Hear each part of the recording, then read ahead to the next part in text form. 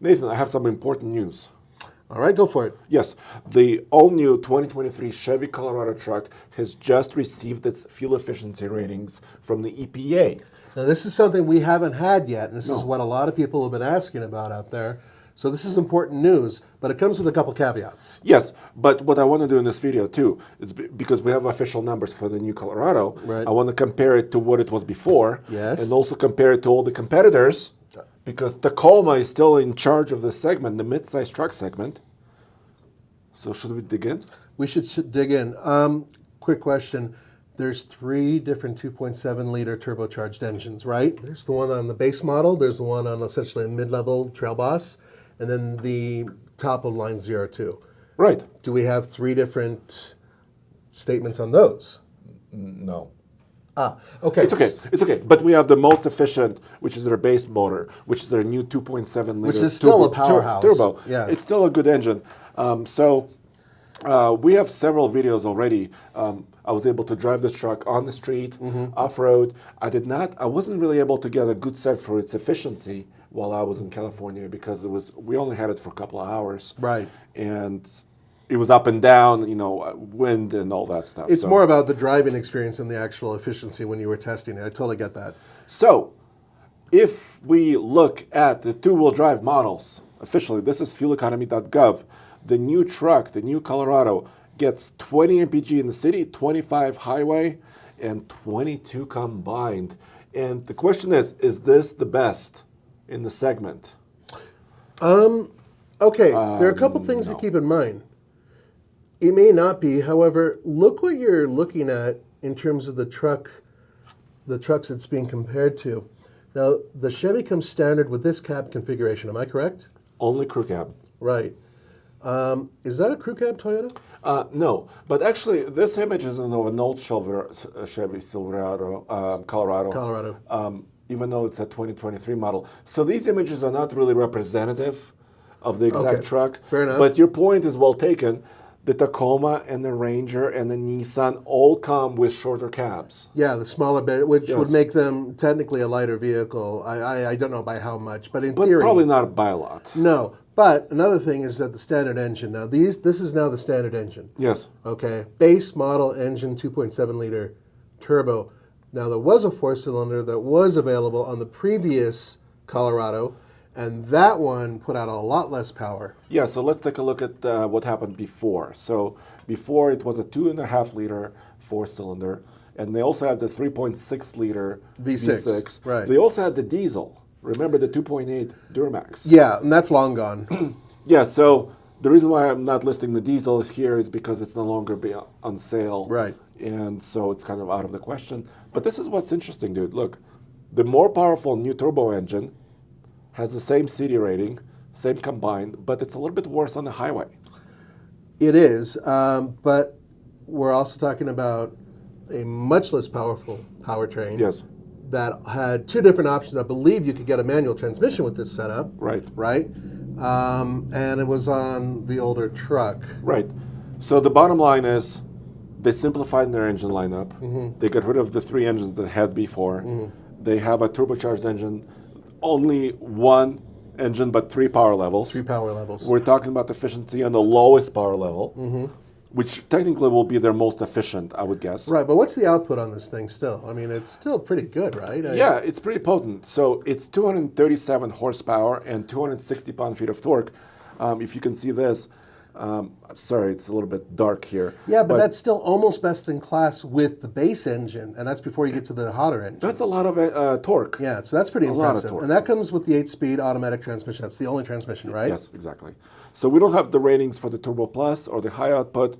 I mean, as far as fuel efficiency is concerned. Right. That comes later. I called Chevrolet. They said they don't have a date for these ratings yet, but it's coming soon. This should still be in terms of the volume leader, I would imagine, because this is going to go on a lot of trucks, not just the very base either. Right, so it's going to be on work truck and LT. LT. LT is kind of their volume player. Exactly. Right? Even though the Trail Boss is still there, and the Z71 and the ZR2, but those are coming a little bit later. Gotcha. Okay, so now that we see this, and yeah, there's a whole video of you doing a deep dive with the Yeah, engine. so you can learn everything about the engine by clicking on alltfl.com, and also this is on TFL Now channel as well. Okay, big question. do you have the numbers on the 4x4? Yes, I'm glad you asked. Ooh, okay. Here's how it compares.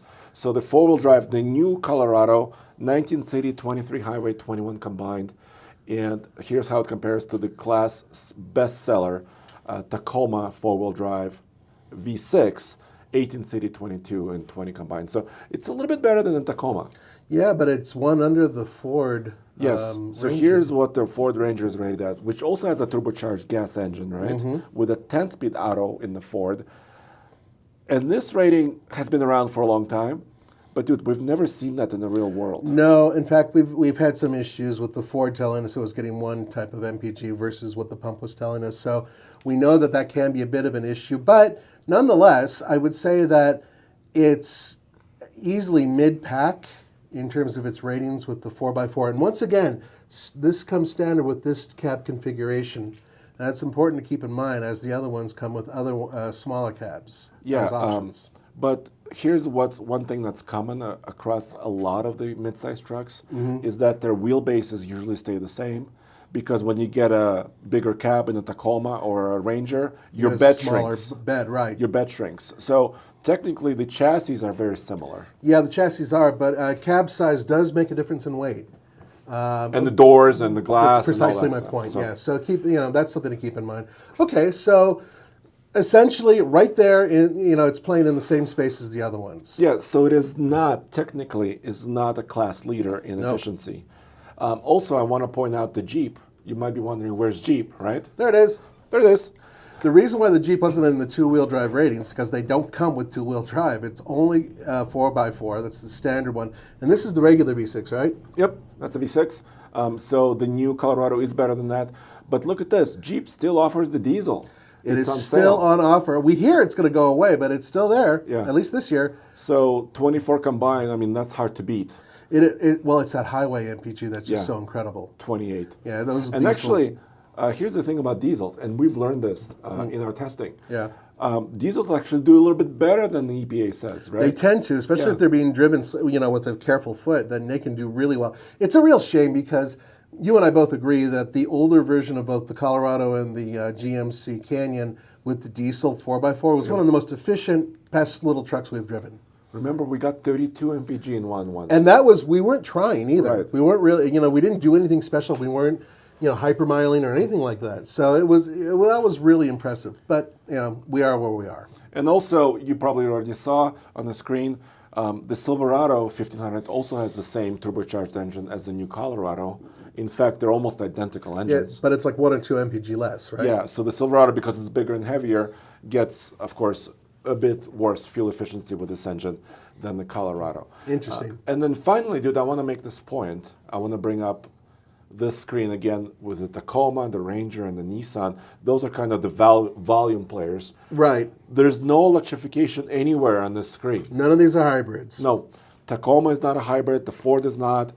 Nissan is not. Actually, Nissan only has the V6. Right, that comes standard, and Yeah. there's no other engine. Whereas in the Toyota does have has a naturally aspirated 4-cylinder, and of course their V6. Yeah, so that's an important point to note because if you're looking for better efficiencies, the rumor has it that the next Tacoma might be a hybrid. Yep.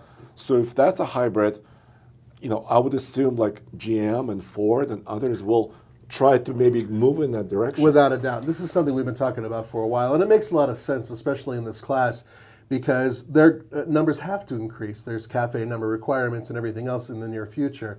Another thing, though, is some people might be asking about the Honda Ridgeline, and it is pretty good in terms of its MPG. The thing about the Ridgeline is that compared to, say, the Toyota, its overall numbers are nowhere near in terms of sales. Although it's still a strong seller, it does well. And during COVID, it actually did surprisingly well. It was one of the few that really didn't dip very much, if any. It just did extremely well. So Andre's going to bring up the Honda Ridgeline. And remember, that is only available, at least currently, as all-wheel drive or four-wheel drive. They did have a front-wheel drive version of it, too. But here it is, and...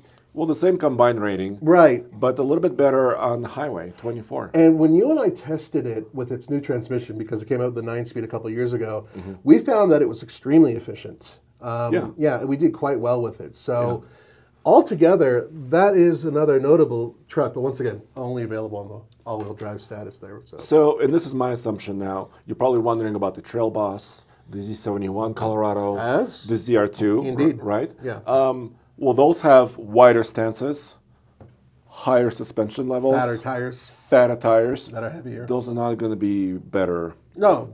No. I would imagine that with the wind resistance, the extra drag, and the extra weight, that they're definitely going to be getting less. Not than this. much, We but, don't, but and, still.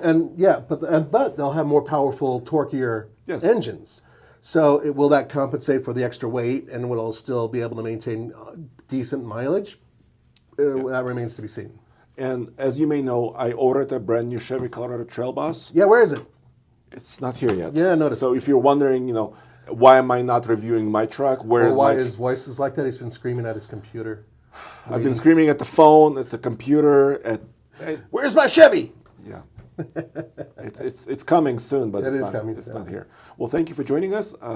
I hope this kind of gives you a perspective of what's happening with midsize trucks.